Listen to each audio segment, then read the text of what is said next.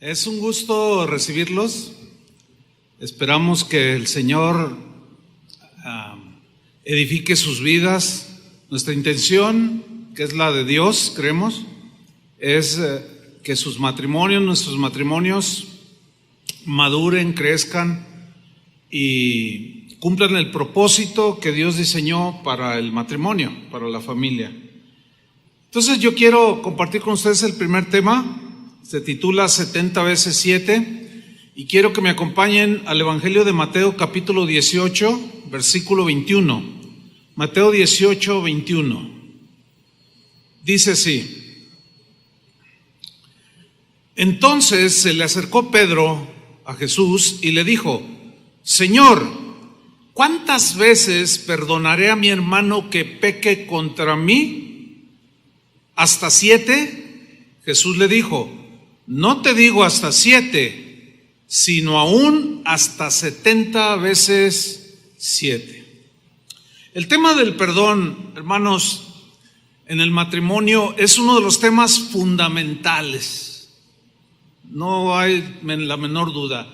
Es un tema fundamental que todo matrimonio cristiano necesita tener bien entendido. Necesita disponer su corazón a vivir el perdón, a practicar el perdón, a recibir el perdón, a otorgar el perdón. Es un tema que necesitas asimilar lo mejor que puedas en el nivel más profundo que tú puedas hacerlo. Y tenerlo muy presente, porque el principio del perdón es cotidiano, de todos los días. Déjame iniciar definiendo lo que es el perdón. El perdón es disculpar al otro, en este caso al esposo o a la esposa, por una acción que le ofendió, por algo que el esposo o la esposa hacemos y que ofende a nuestro cónyuge. El que perdona está renunciando de manera deliberada a la venganza. Eso es algo maravilloso. El que perdona está renunciando de manera deliberada al reclamo constante, porque está deteniendo por medio del perdón ese reclamo. El que perdona está renunciando de manera deliberada a represalias y todo ese tipo de cosas. Entonces podemos decir que el perdón es pasar por alto la ofensa recibida. Pasar por alto la ofensa recibida. Ahora bien, el efecto del perdón en el matrimonio tiene muchos efectos, pero entre otros es que logra que el matrimonio permanezca intacto al paso de los años. Porque el perdón derrota la amargura, derrota el resentimiento y la frustración. Finalmente evita el perdón que un matrimonio llegue a destruirse por el divorcio o la separación. Ahora bien, necesitamos partir de algo fundamental: el hecho de que todos fallamos. Pregunta: ¿están conscientes, esposos y esposas, de que todos fallamos, sí o no? Sí. Ok. Yo veo de constante un problema que es se repite de manera reiterada, que aunque escuchamos o estamos algo conscientes de la necesidad del perdón dentro del matrimonio, muchos no lo hacen. No entran en el terreno de los hechos. Por eso es que el matrimonio, aparte de todas las luchas y conflictos que ya de antemano sabemos que vienen, porque nos casamos con alguien imperfecto. Mi esposa se casó con alguien imperfecto y yo me casé con una mujer imperfecta. Entonces tenemos que partir del hecho de que todos fallamos, de que todos nos equivocamos, de que todos ofendemos. Por consiguiente, todos necesitamos pedir perdón y todos necesitamos ser perdonados. ¿Cuántos dicen amén? Ese es el inicio. Alguien dijo muy sabiamente, hace muchos años o siglos ya, que el perdonar en realidad es un acto divino. Y tiene mucho de cierto, porque decía una frase, que errar es humano, errar es algo propio y distintivo del ser humano, pero perdonar es divino, ¿sí? Perdonar es un acto sublime, es un acto de extrema bondad. Perdonar ensancha el corazón del que lo hace, del que perdona, y lo lleva a su crecimiento y a su madurez espiritual. Perdonar convierte en cenizas la ofensa recibida, la pulveriza. Perdonar es tener la esperanza de que todo lo ocurrido al final obrará para bien, según la Escritura. Nosotros somos creyentes, somos cristianos, y sabemos que a los que amamos a Dios, todas las cosas al final resultan para bien, resultan para nuestro beneficio, para nuestro crecimiento, etcétera, etcétera. Porque perdonar es la capacidad que abre las puertas para bendecir al agresor y no maldecirlo. Perdonar es el antídoto espiritual contra la amargura. Es la medicina recetada por el Señor. Perdonar no solo le hace un bien al ofensor, al sentirse perdonado, sino que el que perdona también se hace un bien a sí mismo. Santiago en su carta, en el capítulo 5, versículo 16, dijo algo muy importante, que tiene que ver con la relación, en este caso matrimonial, pero es con todos los seres humanos, pero vamos a aplicarlo al matrimonio. Santiago 5:6, él dijo: confesaos vuestras ofensas unos a otros. En otras palabras, el esposo necesita confesar sus ofensas, arrepentirse y confesar, pedir perdón a su esposa, y viceversa. Confesaos vuestras ofensas unos a otros y orad unos por otros. Miren lo que dice al final del texto: para que seáis, ¿qué? Sanados. O sea, hay una sanidad espiritual, hay una sanidad emocional, tanto para el que perdona como el que es perdonado. Para que hay una sanidad que muchos que se amargan, afecta no solo sus emociones, no solo sus sentimientos, sino afecta también el cuerpo. Y vienen enfermedades por causa del rencor y de la amargura. Pero viene una sanidad cuando nosotros de manera mutua aplicamos este principio en nuestro matrimonio. Pablo, en la primera carta a los Corintios, capítulo 7, versículo 10, escribió algo muy interesante respecto al matrimonio. 1 Corintios 7, 10.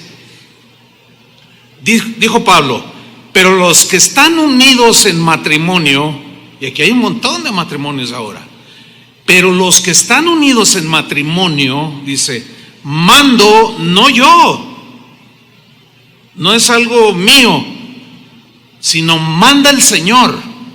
¿Qué manda el Señor a los que están unidos en matrimonios? Que la mujer no se separe del marido. Ese es un mandamiento. ¿Por qué dice el Señor que es un mandamiento? ¿Por qué Pablo dice, yo no estoy dando mi opinión, es un mandamiento del Señor, que la mujer no se separe del marido? ¿Por qué dice esto?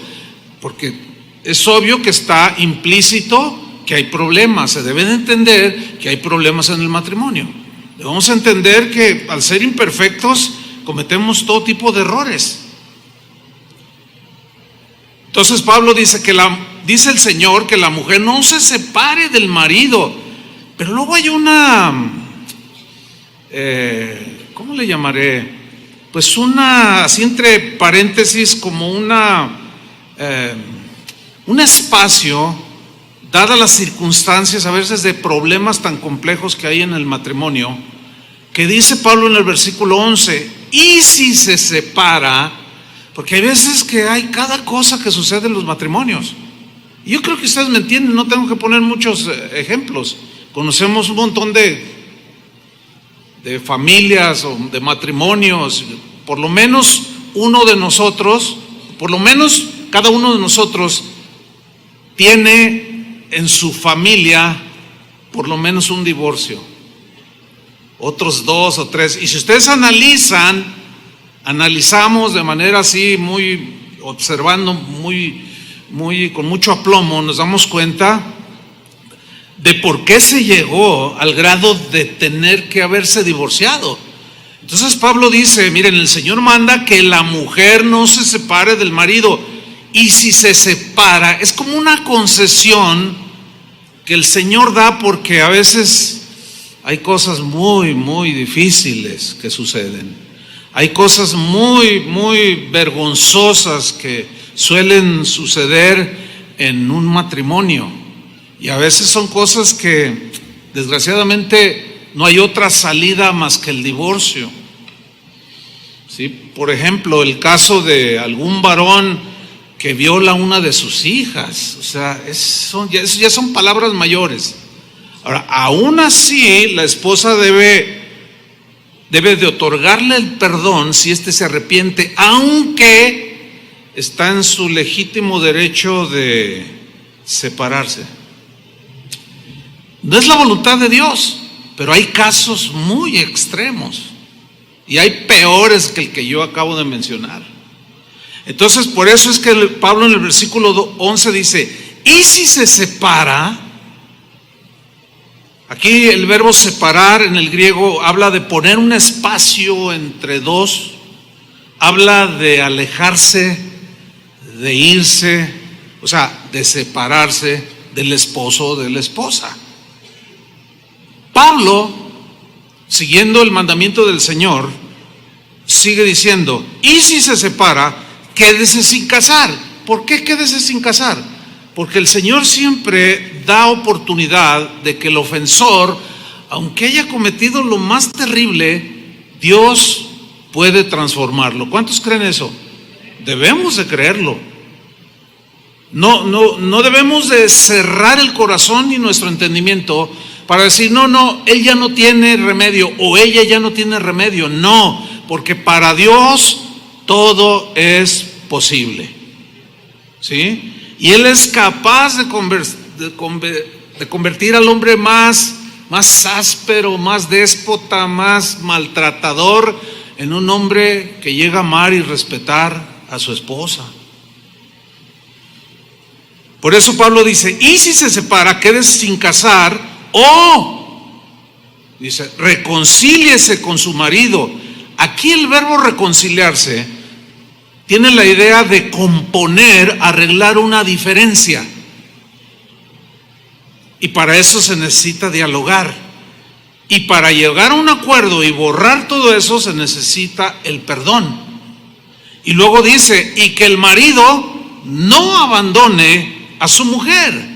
Entonces Pablo aquí de manera muy puntual nos está diciendo que Dios, como en otras partes, por ejemplo en Malaquías dice que Dios aborrece el divorcio y no es la mejor salida. Muchos creen que al divorciarse arreglan los problemas, pero créanme lo que la gran mayoría de las veces se complica más. ¿Por qué se llega a ese grado? Porque no están dispuestos a perdonar, no están dispuestos a reconciliarse, a componer la diferencia o las diferencias que surgen de gente imperfecta, y no hay comprensión, no hay entendimiento. Y cuando un esposo o una esposa se pone así como muy duro, no, pero ¿cómo me hiciste eso? Yo jamás te lo haría. No. La Biblia dice, el que piensa estar firme, mire que no caiga, porque hay posibilidades de repetir el mismo o un peor error que el que cometieron contra nosotros. Por eso yo les decía que teníamos que empezar por el hecho de que debemos entender, pero lo más que podamos, de que somos ambos imperfectos. Si tú te consideras perfecto, estás en un grave error, porque pues, los hay mujeres que no reconocen sus errores, hay varones que no reconocen sus errores, que siempre le echan la culpa, no por tu culpa, no por tu culpa, por tu culpa. Pero cuando hay una situación en un matrimonio, ambos de alguna manera son culpables o son víctimas, sin lugar a dudas. Por eso la Biblia habla de mejor reconcíliese. Dios nos ha dado la capacidad de reconciliarnos. Entonces el ofendido y el ofensor deben de buscar a como dé lugar la reconciliación antes que la separación. Pero para que haya reconciliación, solo hay una senda que ambos, esposo y esposa, deben caminar, y es la senda del perdón. No hay otra senda, no hay otra manera, no existe. El perdón es el sello que marca el final de un conflicto. Y es el ingrediente más distintivo de un cristiano, o debería de ser, el perdonar, debería de ser uno de los distintivos más notorios en cada cristiano. ¿Por qué? Miren, el perdón es el corazón mismo del Evangelio. Nuestra vida que hoy tenemos está fundamentada en el perdón que recibimos. Todo el mensaje cristiano, sin duda, que gira alrededor del perdón que Dios hizo hacia nosotros a través de Cristo. Ahí gira todo, hermano. Por eso decía yo que el perdón es el corazón mismo del Evangelio. Ese es el fundamento de nuestra nueva vida, el perdón que recibimos. Ahora, en ese perdón que recibimos, fue Dios el que tomó la iniciativa de arreglar las diferencias entre nosotros y Él, o entre Él y nosotros. Él fue el que tomó la iniciativa. De ahí debemos aprender algo de nuestro Padre Dios. Así como Él tomó la iniciativa en un matrimonio, cuando no es Él el que toma la iniciativa, debe ser ella la que toma la iniciativa. Pero uno de los dos tiene que hacerlo. No había otra manera de reconciliarnos con Dios si Dios no hubiera tomado la iniciativa fundamentada, o finalmente terminó esa iniciativa en el perdón que Cristo, en la cruz de Cristo, nosotros podemos recibir. En 2 de Corintios 5:17, ahí se nos habla de una de las verdades fundamentales de un cristiano, de un creyente, de alguien que cree en Cristo. Cuando alguien dice yo creo en Cristo, está implicando que al creer en Cristo, él ahora tiene una relación con Dios el Padre porque recibió su perdón, porque fue perdonado por Dios. Y dice 2 de Corintios 5:17,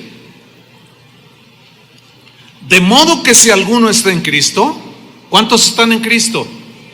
Este mensaje es para cristianos. El no cristiano, pues, no se puede aplicar. De modo que si alguno está en Cristo, nueva criatura es. Hay una nueva creación que Dios hizo, dice. Las cosas viejas pasaron. Esa vida vieja, esas reacciones de la vida antigua, de resentimiento, de amargura, esas deben de quedar atrás. Las cosas viejas pasaron, he aquí todas las cosas son hechas nuevas. Ahora debe haber nueva actitud porque hay un nuevo corazón. Debe haber siempre la disposición de perdonar porque hemos sido perdonados. Nuevas son hechas todas estas cosas. Nuestra manera de vivir, y para alcanzar la plenitud, en este caso en la familia, hay una nueva manera de llegar al éxito en el matrimonio y recibir las bendiciones. Y el perdón, hermanos, es el camino, es la única senda que podemos caminar para lograrlo. Versículo 18. Y todo esto, dice, proviene de Dios. Miren lo que dice Pablo, quien nos reconcilió consigo mismo. ¿Qué es reconciliación? Arreglar las diferencias. ¿Cuáles eran las diferencias entre Dios y nosotros? Que nosotros lo ofendimos a Él de manera grosera, vergonzosa, repetitiva, despreciativa, éramos blasfemos, éramos de todo. Pero Él tomó la iniciativa y nos reconcilió. ¿Cómo arregló esas diferencias? En la cruz de Cristo, al llevar Jesús el castigo de todos nuestros pecados. Y al creer nosotros, Dios pasó por alto las ofensas que le hicimos a Él. Por eso dice que nos reconcilió consigo mismo por Cristo y nos dio el ministerio de la reconciliación, que es lo que en este momento yo estoy ejerciendo. Los estoy motivando, yo mismo me motivo a ser un hombre, un esposo, un padre que perdona, pero también necesito ser perdonado porque también me equivoco. Y mi corazón ha estado dispuesto a arreglar las diferencias. Eso ha hecho que por más de 40 años pueda vivir con una sola mujer, de la cual cada día que pasa amo más, respeto más, la considero más, porque el Señor me reconcilió por medio de Cristo y entiende mis debilidades y me perdona cuando yo le pido perdón.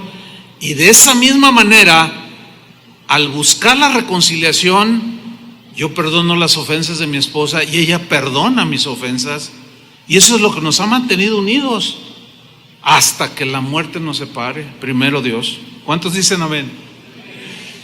Dice el versículo 19 que Dios, dice, estaba en Cristo reconciliando consigo al mundo. Miren lo que viene a continuación. No tomándoles en cuenta a los hombres sus pecados. Esa es la idea del perdón. No tomando en cuenta todo lo que le hicimos.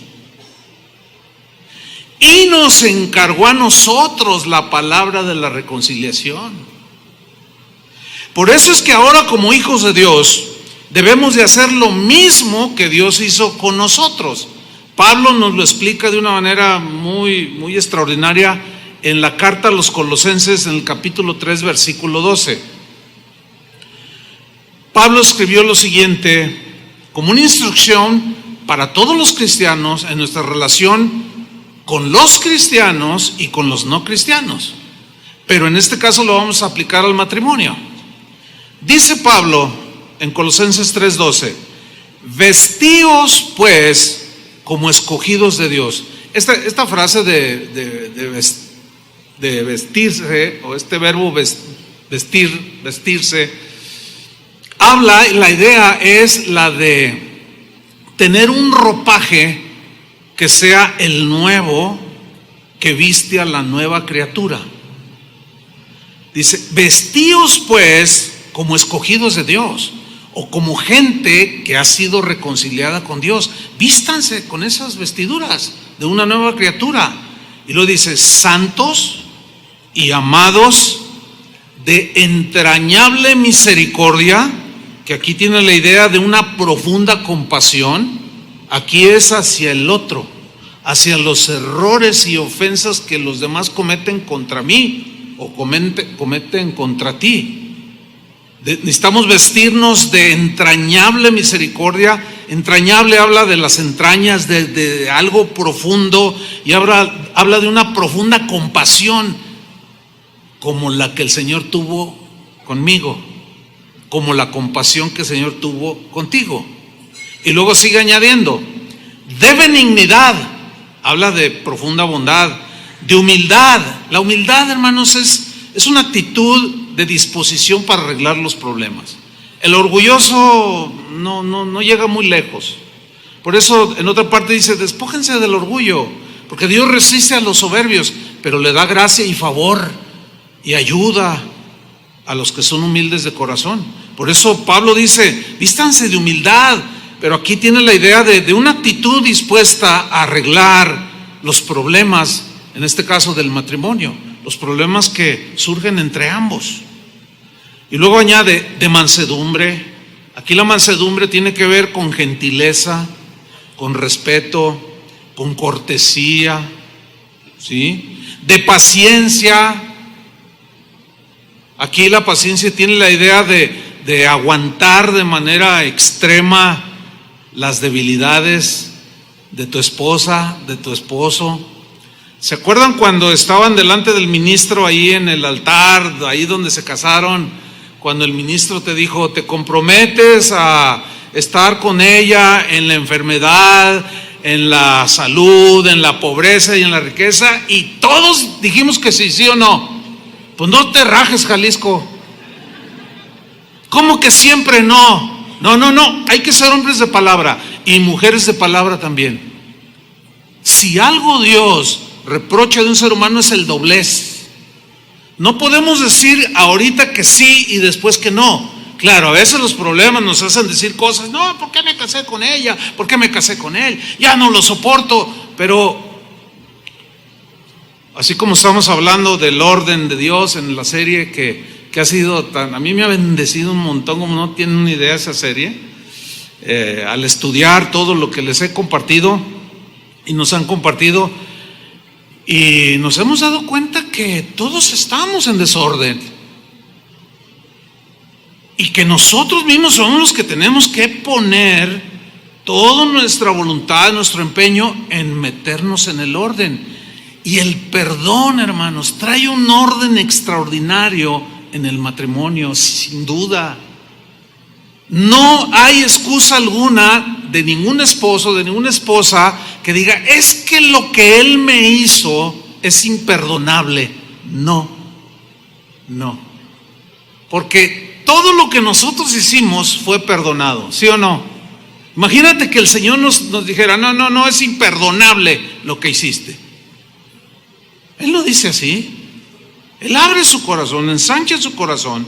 Por eso dice en Colosenses 3, en el versículo 13, soportándoos unos a otros. Aquí el verbo soportarse tiene la idea de tolerarse, pero la idea es mutuamente. O sea, soportándose unos a otros. O sea, tolerándose ¿qué? Pues los errores, hermanos. Las deficiencias de carácter, sabiendo que el Señor está trabajando en él, está trabajando en ella, trabaja en el esposo y trabaja en la esposa. Y tenemos que tener un espíritu de tolerancia. Eso es lo que significa aquí, soportándose unos a otros. Y luego añade la palabra perdón. Y una versión dice, además, algo muy importante, perdonándoos unos a otros. Fíjate, ¿por qué dice unos a otros? Porque los unos ofenden y los otros se sienten ofendidos. Los unos y los otros también ofenden. Y los unos se sienten y los otros se sienten ofendidos. Por eso dice, perdonándoos unos a otros. Lo podemos aplicar así, perdonándose, según sea el caso, el esposo perdonando a la esposa perdonando al esposo. Pero luego añade una frase que es la que debemos de tener bien firme en nuestro corazón. Perdonándoos unos a otros, si alguno tuviere queja contra otro, tuviere queja. ¿Cuál es la queja o las quejas que tú tienes de tu esposa? Pues ella también tiene quejas de ti. No sacamos nada, no ganamos nada. El hecho de que constantemente estemos discutiendo y echando en cara las debilidades del otro. Porque en el momento que un esposo o una esposa comienza a reprocharle sus debilidades, sus errores, sus faltas, el otro le contesta o la otra le contesta. Y yo les hago una pregunta. Eso al final del día, después de una discusión así de acusaciones mutuas y que tú tuviste la culpa, no, y que tú, y que pregunta, y sean honestos, ¿solucionaron el problema? No. Entonces hay que ser un poco más inteligentes y más humildes de corazón para recibir la palabra de Dios que está diciendo aquí. Perdónense unos a otros si alguno tuviera queja contra otro. Bueno, todas esas quejas que tú pudieras tener contra él o contra ella, ¿qué dice? Perdónalo. porque tú también necesitas el perdón de él o de ella. Pero luego añade una frase que es la que yo quiero resaltarla. Dice: de la manera que Cristo os perdonó, así también hacedlo vosotros. Ok, déjame hacer una breve reflexión de la frase de la manera que Cristo os perdonó. Pregunta: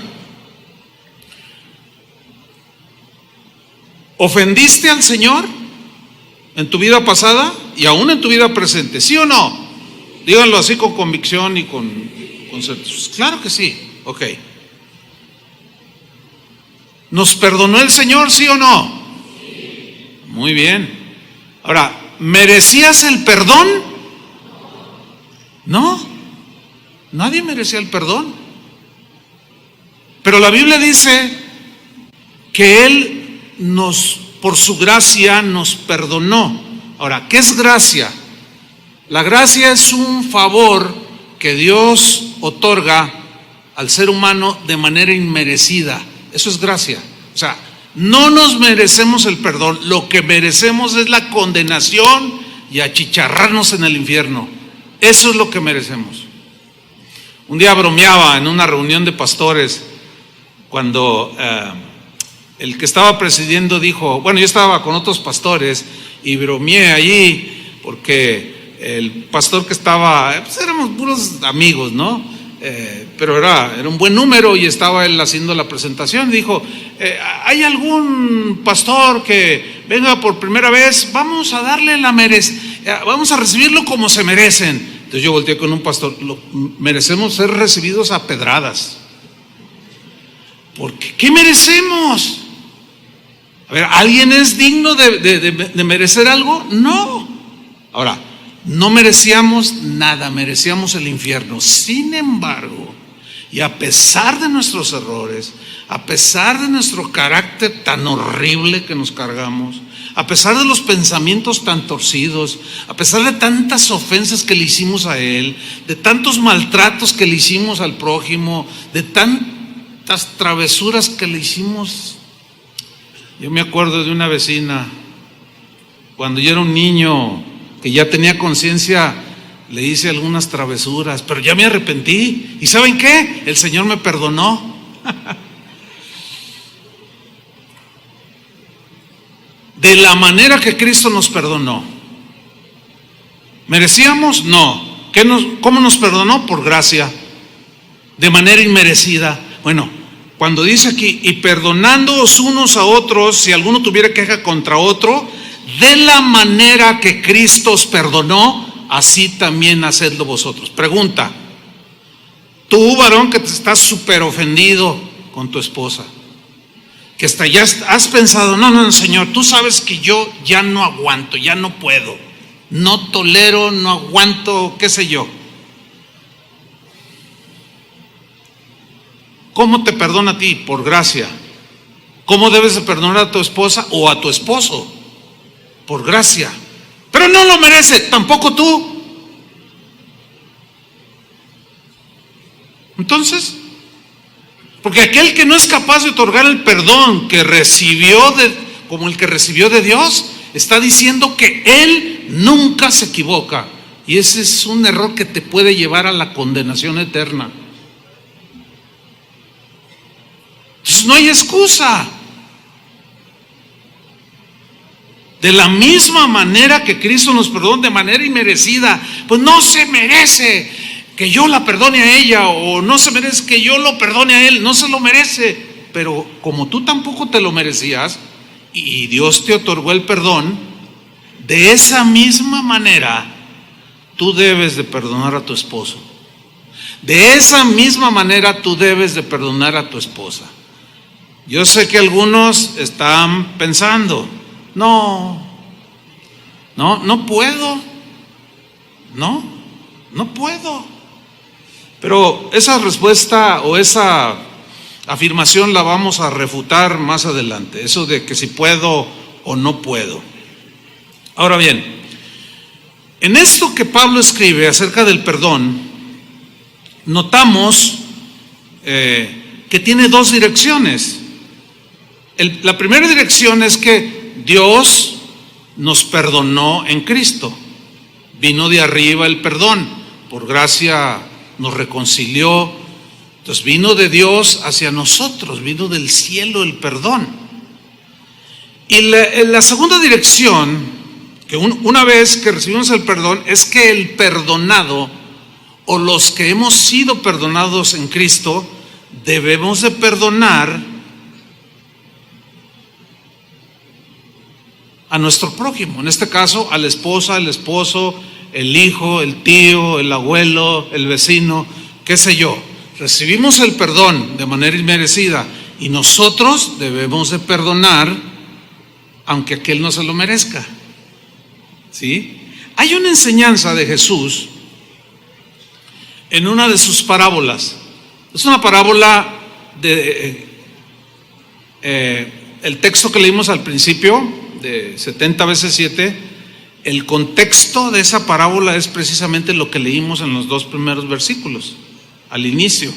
Esa parábola se conoce como la parábola de los 2 deudores, donde Jesús ilustró de manera muy clara y contundente el perdón de Dios que recibimos de manera inmerecida, y lo contrastó también con nuestro deber de que una vez y después que hemos sido perdonados, debemos de perdonar a otros.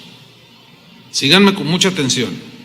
Esta enseñanza de esta parábola surgió cuando Jesús estaba enseñando precisamente de los conflictos que hay entre los seres humanos. Dice, si alguien te ofende, ve y habla tú primero con él a solas y pues hazle ver que te ofendió, que te sientes mal, y si se arrepiente, perdonadle, dice. Si no se arrepiente, toma a unos testigos para que arreglen la situación, porque no podemos vivir en este mundo llenos de amargura, hermanos. No, eso no es de Dios y no es para nosotros tampoco. Entonces, ese es el contexto cuando Jesús está hablando de cómo solucionar los conflictos con los demás. Entonces, de pronto surge Pedro y le hace una pregunta muy interesante, que son los textos que leímos al principio. Mateo 18, 21. Jesús enseñando, entonces se le acercó Pedro y le dijo, o sea, Pedro estaba entendiendo, pero como que el tema le impactó, como que el tema le pegó, porque al ser un hombre rudo, como un pescador y un hombre precipitado y acelerado, alguien así es muy ofensivo. Y sin duda que él cuando estaba escuchando el mensaje de Jesús del perdón, de cómo arreglar los conflictos con los demás, de seguro él estaba pensando, su corazón estaba siendo transformado, y cuando estaba oyendo a Jesús no hay duda de que él comenzó a analizar su propia vida. Entonces le hace esta pregunta y le dice, Señor, ¿cuántas veces perdonaré a mi hermano? Vamos a aplicarlo así al matrimonio. ¿Cuántas veces perdonaré a mi esposa que peque contra mí? ¿Cuántas veces? Pedro mismo le hace otra pregunta. ¿Hasta 7? Le dice. ¿Hasta 7 veces? Y Jesús en el versículo 22 le responde, no te digo hasta 7, sino te digo que aún hasta 70 veces 7. Ok, esta cantidad que Jesús puso de perdonar hasta 70 veces 7, no se refiere a una cantidad limitada.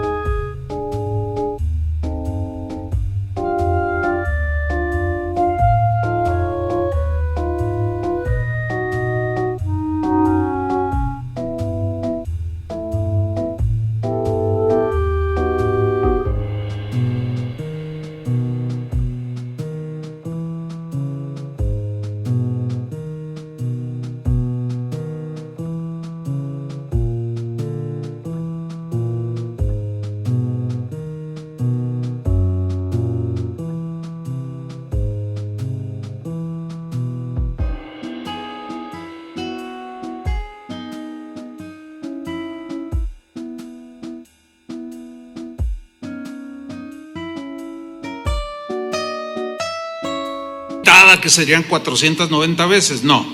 Jesús, la idea de Jesús es, al mencionar 70 veces 7, está exagerando de manera deliberada para ilustrar y que Pedro entienda de que debemos perdonar no 490 veces, sino que este número habla de algo ilimitado, exactamente de la manera ilimitada como Dios nos perdona.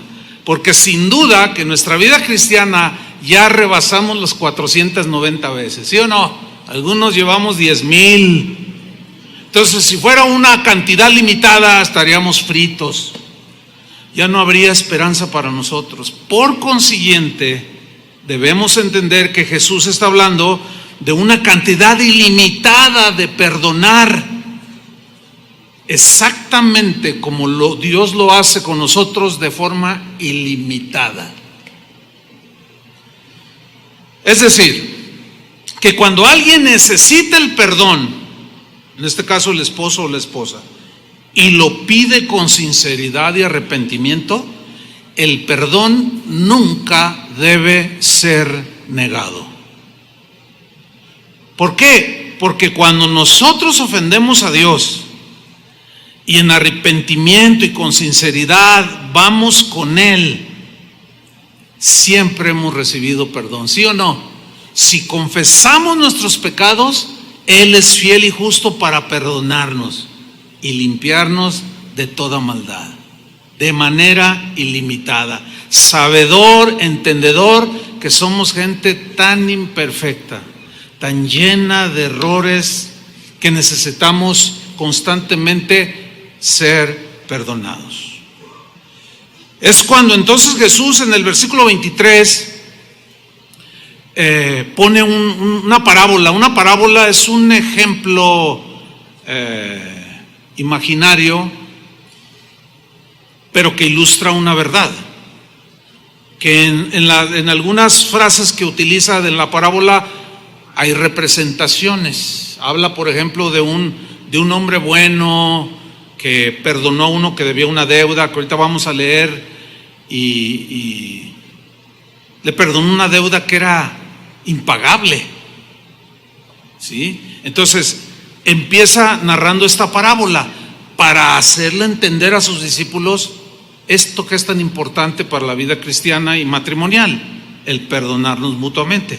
Dice Mateo 18:23, por lo cual, inicia la parábola, el reino de los cielos o la vida del reino en el reino de Dios es semejante a un rey, o es como un rey, dijo, que quiso hacer cuentas con sus siervos, y comenzando a hacer cuentas de uno por uno, le fue presentado uno de sus siervos que le debía 10,000 talentos.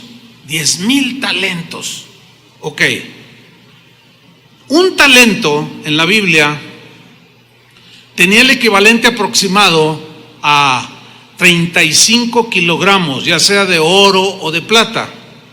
Un talento, repito, equivalía a 35 kilos aproximadamente, ya sea de oro o de plata. Aquí vamos a poner que es de oro. Ok, un talento son 35 kilos de oro. Según los cálculos, así multiplicando, haciendo una multiplicación, 10,000 talentos que le debía este hombre al rey equivalen a 350,000 kilos de oro. Eso le debía. Ahora, en la actualidad el kilo de oro de 24 quilates cuesta aproximadamente 949,300 pesos.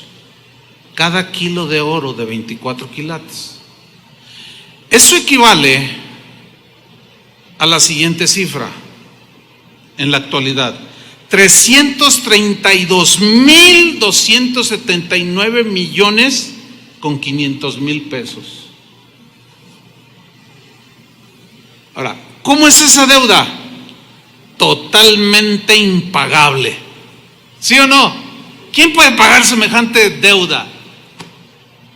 Ni trabajando por 100 años, ganando 1,000,000 de pesos al mes, se paga esa suma. O sea, era una deuda impagable, que era como la deuda de pecado que nosotros teníamos con Dios. No había manera de pagarla. Por eso dice la Biblia que somos salvos por medio de la fe. Por gracia somos salvos, un regalo inmerecido, no por obras, para que nadie llegue a pensar que puede alcanzar la salvación haciendo obras. ¿Qué tantas buenas obras podemos hacer para ganarnos la salvación? No nos alcanzan 100 vidas, sin equivocarnos un solo día en una vida de 80 años. No nos alcanzaría para pagar esa deuda de pecado portándonos bien. No podemos. Bien, para darnos una idea de lo que significaba esta suma en aquel tiempo, déjeme hacer una comparación. La comparación siguiente, mire, el presupuesto de un año de la provincia más rica en ese entonces, en los tiempos de Jesús, era la provincia de Galilea. Bueno, toda Galilea, toda esa región tenía un presupuesto anual de 300 talentos. Es el presupuesto de la ciudad, ¿sí? Que equivalen a 9,965 millones de pesos. O sea, casi 10,000 millones de pesos. En aquel entonces, toda Galilea, la región de Galilea, tenía como su presupuesto de gobierno para que operara la ciudad. Casi 10,000 millones de pesos al año.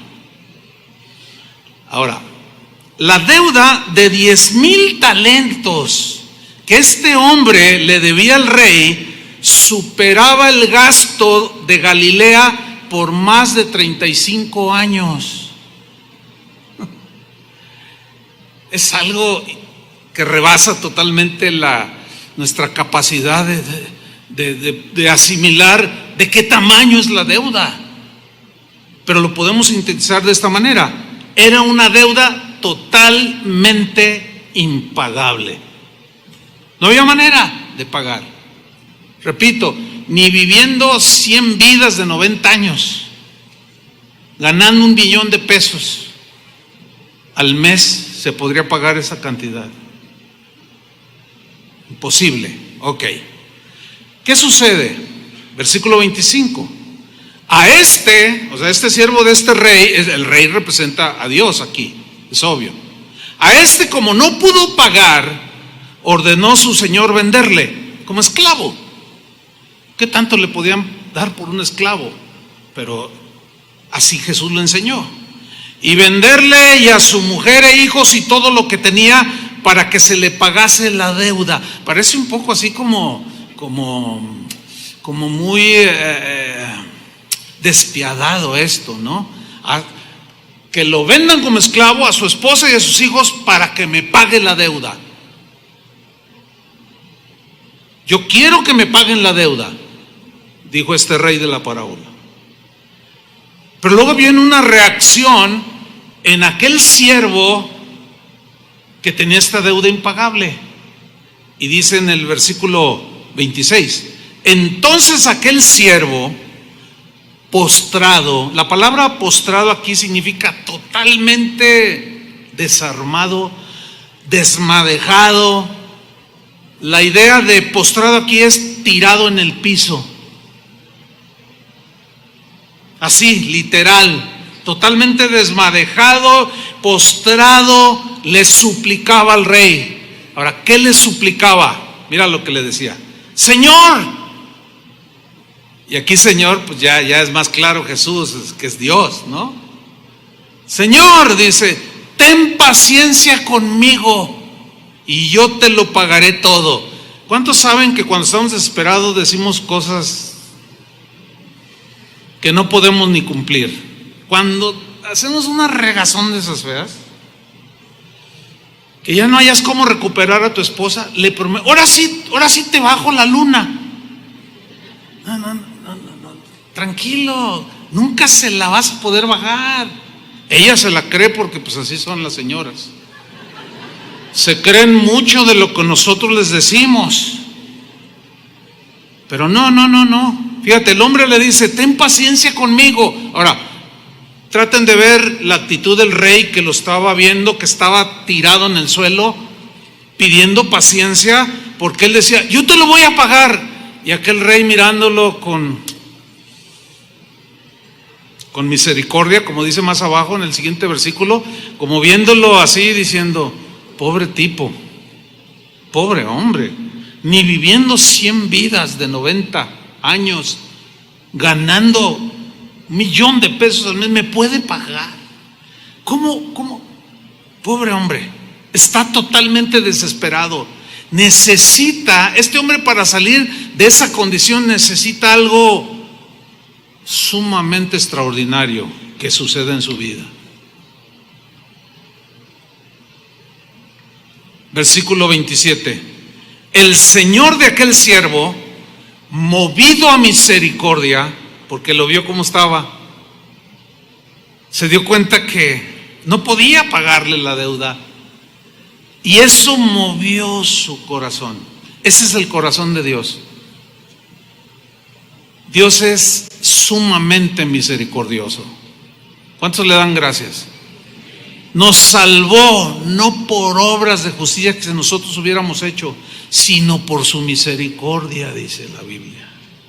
Y sus misericordias, dijo el salmista, son nuevas cada mañana. Grande es su misericordia, grande es su fidelidad. No hemos recibido el pago que merecíamos por su misericordia. Jeremías decía, por su misericordia no hemos sido consumidos. No te ha fundido el Señor. No nos ha fundido el Señor por su misericordia. Y aquí Jesús en la parábola está hablando del extraordinario y grandioso corazón de Dios, que es misericordioso. Y que Jesús en su inolvidable discurso del Sermón de la Montaña, cuando enseñó las bienaventuranzas, ¿qué no dijo? Bienaventurados los misericordiosos, porque ellos alcanzarán misericordia. ¿No lo dijo? Esa es una enseñanza para nosotros los cristianos. Pero estoy tan dolido, estoy tan desesperadamente dolido y no sé cómo, me consume y no puedo, no lo perdono. No. Tranquilo. Piensa en el perdón inmerecido que Dios te dio. Piensa en la misericordia que Dios tuvo para contigo. Porque miren lo que dice: el Señor de aquel siervo, movido a misericordia, le soltó. Porque es como tenerlo agarrado. El que está endeudado, que le debe al Banco Banamex, al BBW Bancomer, a Santander y hasta el Azteca ese que anda por ahí quebrando. A todo mundo le debe. No le alcanza lo que gana. Está desesperado. Y pide aquí, saca acá, y tapa un hoyo y destapa el otro. Y alguien así vive terrible. ¿Se imaginan a Banamex perdonándote la deuda? Eso sí es materialmente imposible. Eso nunca lo puedes esperar.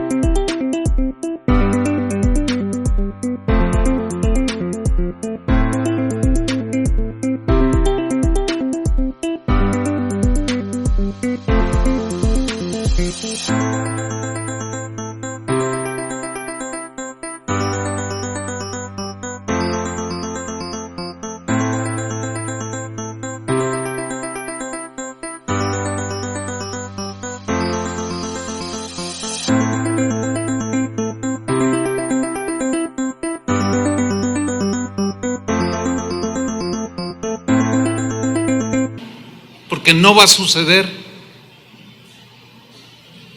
Alguien puede decir, no, yo tengo mucha fe. Pues sigue teniendo fe. Nunca te va a perdonar esa deuda.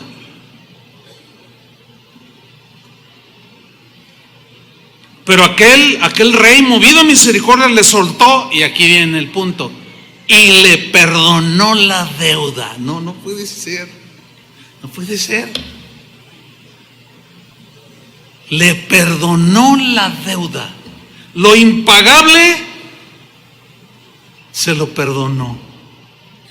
Es que solamente un corazón como el de Dios puede hacer semejante acción. ¿Lo merecía ese siervo? No lo merecía. Merecía la cárcel y todo lo que tú quieras, y vivir como esclavo toda su vida, y jamás, aún así, podía pagar la deuda. Sin embargo, este rey que simboliza a Dios, el Padre, se movió a misericordia, compasión, y le perdonó la deuda. Yo quisiera imaginarme ¿cómo reaccionó este hombre? No dice, pero pues es obvio que te imaginas que el rey le dice, ¿sabes una cosa? Es imposible que me pagues la deuda.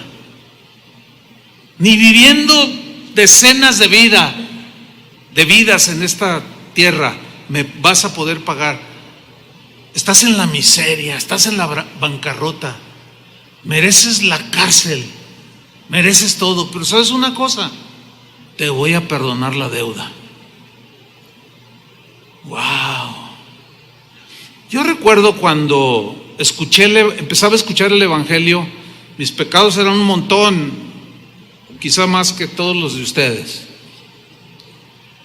Y cuando yo escuché el mensaje de que Dios me perdonaba todos mis pecados, ahí me quebrantó, me derritió.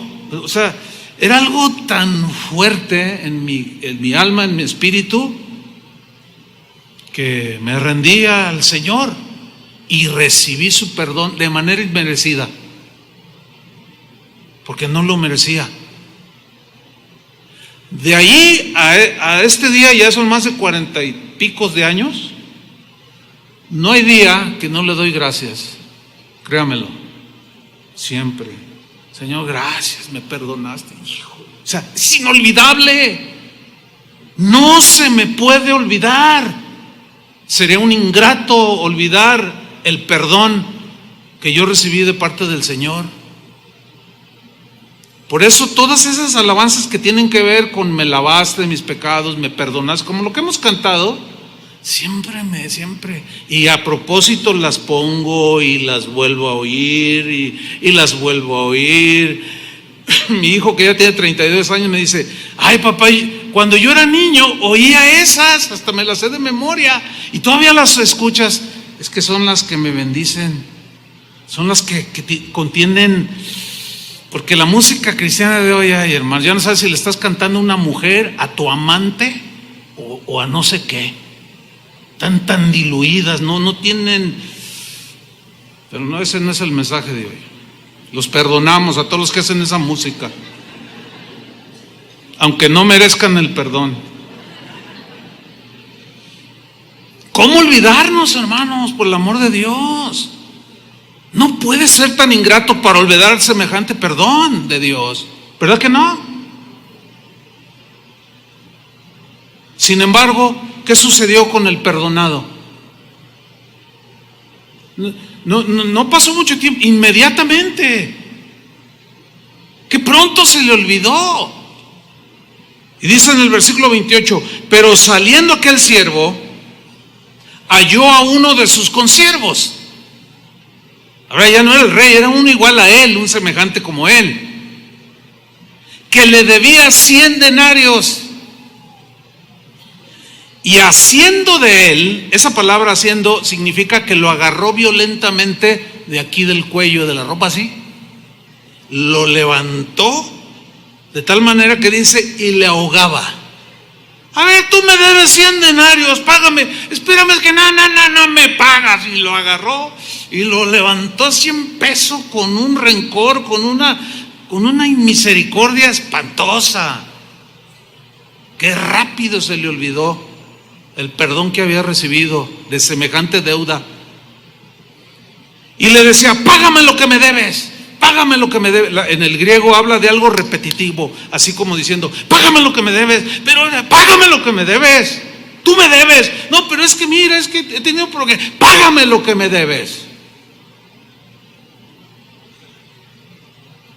Ahora, un denario equivalía al salario de un día. Si lo trasladamos al día de hoy, el salario mínimo que tenemos hoy vigente es de 102 pesos con 68 centavos. Si lo multiplicamos por 100 denarios, en la cantidad actual son 10,268 pesos. Ahora, compara 10,268 pesos con 332,279 millones de pesos. ¿Tiene alguna comparación? Bueno, ese es el mensaje de Jesús en relación con el perdón. Tú y yo debíamos 332,260, ya hasta perdí la cuenta. Teníamos una deuda impagable y clamamos a Dios y Él nos perdonó la deuda. O sea, las ofensas. Luego viene otro, un consiervo, y nos debe, nos ofende por la cantidad de 10,000 pesos y no somos capaces. No, ¿qué nos pasa, hermanos? No somos capaces de perdonar. ¿Sabes que esa deuda de 10,268 pesos se podía pagar? Esa sí era una deuda pagable. Y toda ofensa que yo le puedo hacer a mi esposa es pagable. Toda ofensa que ella me haga es pagable. Ese hombre podía pagar en 12 meses con 855 pesos mensuales. Fácilmente en un año pagaba la deuda. Y el otro ni con 100 vidas podía pagar semejante deuda. Entonces su consiervo, postrándose a sus pies, le rogaba diciendo: ten paciencia conmigo y yo te lo pagaré todo. Versículo 30, aquí está la respuesta de lo que les dije, porque algunos dicen, no puedo perdonarlo. No puedo perdonarla, dicen. Dice el versículo 30, mas él no quiso. El perdonar es un acto de la voluntad. Si tú dices, yo no puedo, no, estás muy equivocado. Más bien es, no quiero perdonarlo. Más bien es, no quiero perdonarla. Porque no hay mandamiento, acuérdense de esto, no hay mandamiento que el Señor no nos haya dado, que Él de antemano no sepa que lo podemos hacer. Pero acuérdense que nos hizo agentes morales con una libertad para reflexionar y escoger qué voy a hacer. Entonces el principio aquí y la realidad y la verdad es que Dios quiso perdonarnos. Dios quiso perdonarnos. Él quiso. Y es exactamente lo mismo que debemos de hacer nosotros. Querer. No que no puedo, no que es que me duele mucho. Hermano, otra vez, compara la deuda de ofensas que le hiciste a Dios con la ofensa que te hizo tu esposa o tu esposo. No hay comparación. No hay excusa para nosotros. Por eso el final de la parábola es aterrador para aquellos que no quieren perdonar. Es aterrador. La Biblia no dice para los que pueden, no, para los que no quisieron. Jesús lloró sobre Jerusalén y dijo, Jerusalén, Jerusalén, y lloró, literal, ¿Cuántas veces te quise juntar como la gallina junta sus polluelos bajo sus alas? Y no quisiste, dice. No quisiste. Es que Él nunca te va a obligar. Nunca va a obligar a un ser humano a que lo reciba en su corazón. Jamás.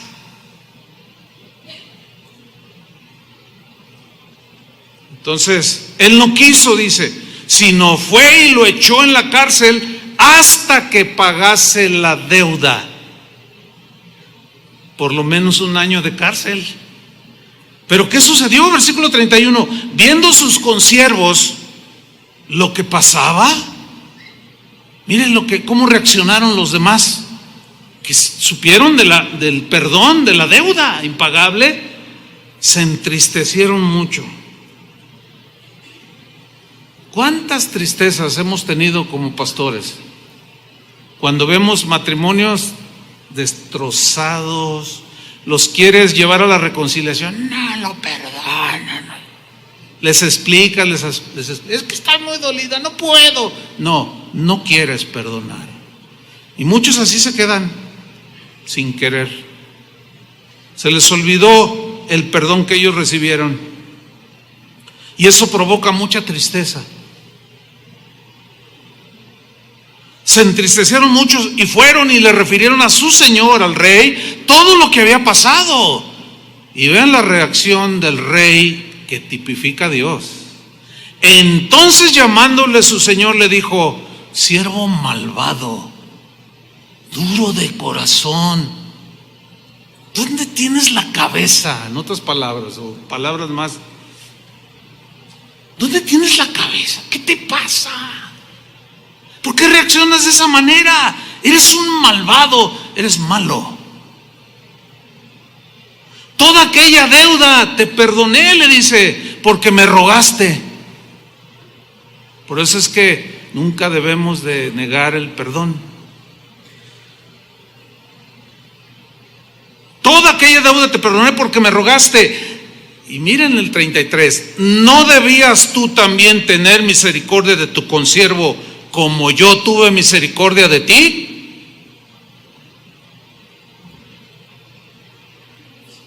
¿No debías de hacer tú lo mismo?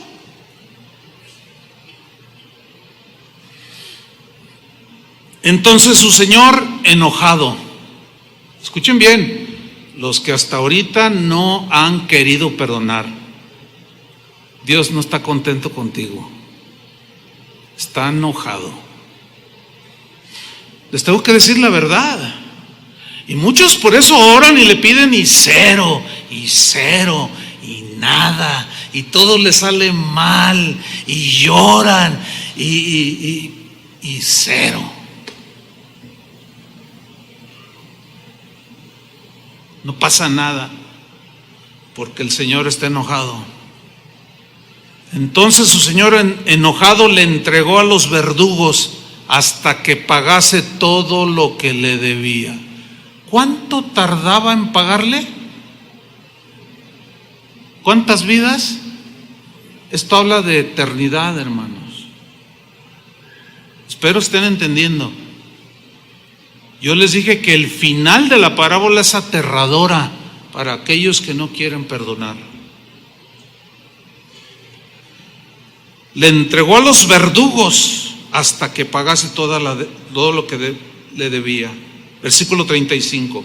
Así también mi Padre Celestial hará con vosotros si no perdonáis de todo corazón cada uno a su esposo o a su esposa sus ofensas. Híjole, después de este mensaje ya no hay más que decir.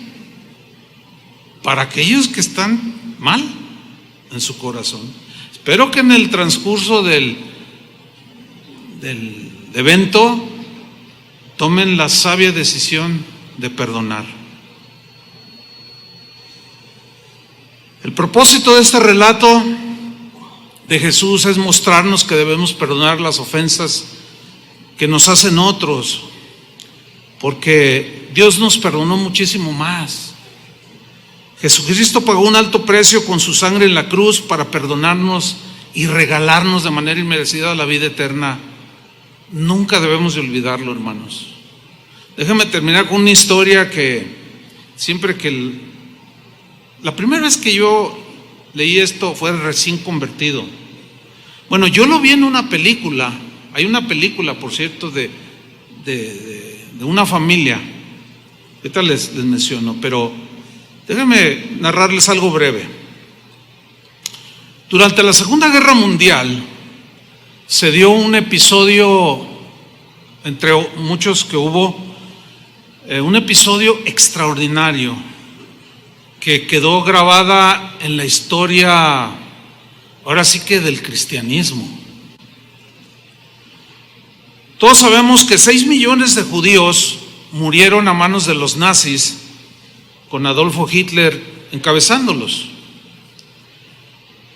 Muchos de estos judíos fueron masacrados, asesinados en frente de sus familiares. Entre todos estos judíos de varias naciones en la Europa occidental, había una familia de cristianos holandeses. Era la familia Ten Boom, así es el apellido, Ten Boom. Si usted busca en YouTube una película que se llama, y hágalo porque yo sé que le van a bendecir como no tiene una idea, se llama El Refugio Secreto, así se llama la película, anótenlo o luego escucha la enseñanza. El Refugio Secreto es la historia de esta familia cristiana de apellido Ten Boom. Bueno, esta familia tenían una relojería que usaron como un refugio secreto, de ahí el nombre de la película, El Refugio Secreto. Y según la historia y las crónicas de ese tiempo, ellos salvaron a más de 800 judíos escondiéndolos y terminó la guerra y quedaron con vida 800 judíos, muchos otros murieron, pero finalmente no faltó quien los traicionara, los delataron, los llevaron al campo de concentración, donde vieron morir esta familia a 4 de los miembros de su familia. Entre ellos estaba el papá, el padre de familia, que fue masacrado, ¿no? Cosas atroces que vivieron. Milagrosamente, una de las miembros de esta familia, de nombre Corrie, así se llamaba, Corrie, que murió no hace mucho, de casi 100 años de vida. Esta mujer, por soberanía de Dios, salvó su vida. A fines de 1944, y casi por milagro, pues un milagro en realidad, su nombre fue incluido en una lista de personas que iban a ser puestas en libertad. Y ella fue una. Ella se llamó Corrie Ten Boom. Bueno, ella regresó a Holanda y pudo recobrarse de los problemas de salud que tuvo durante el tiempo en que estuvo en ese campo de concentración, prisionera. Se fue a la casa allá en Holanda donde ella vivía y allí pasó el último invierno de la guerra, el fin de la guerra, pero ella no permaneció inactiva. Ella solía decir algo así como: Dios nos dio el amor para ser capaces de perdonar a nuestros enemigos. Corrie Ten Boom perdonó la pérdida de sus seres queridos, perdonó de una manera voluntaria los sufrimientos que le causaron los nazis, aquellos que le fueron infligidos en la época cuando ella estaba en el campo de concentración. Todo marchaba bien después de la guerra. Ella empezó a predicaba a Cristo, la invitaban, viajaba por muchos lugares, hasta que un día de 1947, miren lo que pasó, hermanos, en una reunión de cristianos en Múnich, en Alemania. Ella era una expositora de la palabra de Dios en esa reunión. Se le acercó un hombre que quiso saludarla y quiso estrecharle su mano. Al ver ella el rostro de aquel hombre, lo reconoció de inmediato como aquel que presidía aquel grupo de soldados que los habían tratado de la manera más cruel en aquel campo de concentración, donde ella y sus familiares y donde vio morir a su padre, vivieron días aterradores. Este hombre era uno de los jefes, de los tenientes, de esos soldados ante los cuales ella misma narró en un libro que escribió. La obligaron a ella y a su hermana, que murió allí, Betsy se llamaba, la obligaron a desfilar desnuda delante de los soldados, burlándose de ella, azotándola. De pronto en su mente tuvo una reacción cuando el hombre le extendió la mano. ¿Cómo podía darle la mano a ese hombre? ¿Cómo darle la mano al que hizo lo que me hizo? Y el que mató a mi papá y violó a mi hermana delante de mí. ¿Cómo extenderle la mano? Dice la crónica que ella titubeó por unos segundos. Aquel ex soldado nazi le dijo que se había convertido a Cristo. Pasada la guerra, él se entregó a Dios y que él creía, tenía la firme convicción de que Dios le había perdonado todas las maldades y todas las aberraciones y atrocidades que había cometido en aquel campo de concentración, pero que él necesitaba fehacientemente que ella, Corrie ten Boom, le dijera que lo perdonara. Yo necesito escuchar que tú me perdonas, le dijo, y le repetía. Y ella no atinaba a reaccionar. De pronto reacciona Corrie ten Boom y le extiende la mano y se le estrecha y lo abraza, aquel gigantón nazi, y le dice las siguientes palabras: te perdono. Te perdono de la misma manera que Cristo me perdonó a mí. Eso es cristianismo. Lo demás es religión inefectiva. Lo demás es engañarse a uno mismo y todo lo demás. Esto es el cristianismo, hermanos. ¿Quieren salvar su matrimonio? ¿Quieren salir adelante y terminar la carrera? No se olviden del perdón de Dios. Y quieran, Dios quiera que ustedes quieran abrazar a su esposa y a su esposo y perdonarse de la misma manera que Cristo los perdonó. Amén. Pónganse de pie. Vamos a orar. Señor, te damos gracias por el gran corazón, la iniciativa que tú tuviste, Señor,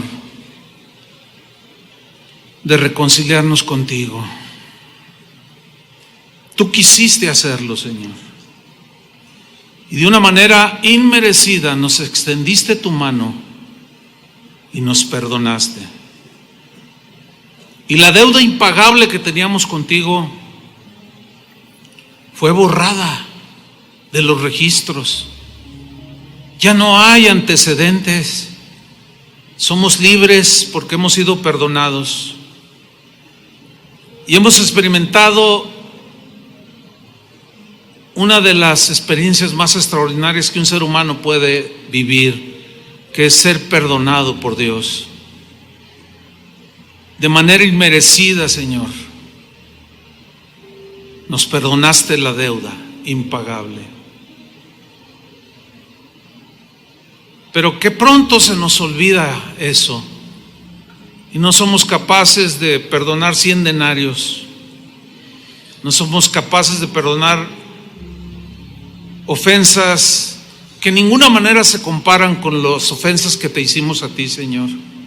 Y nos portamos sin misericordias y no somos pacientes.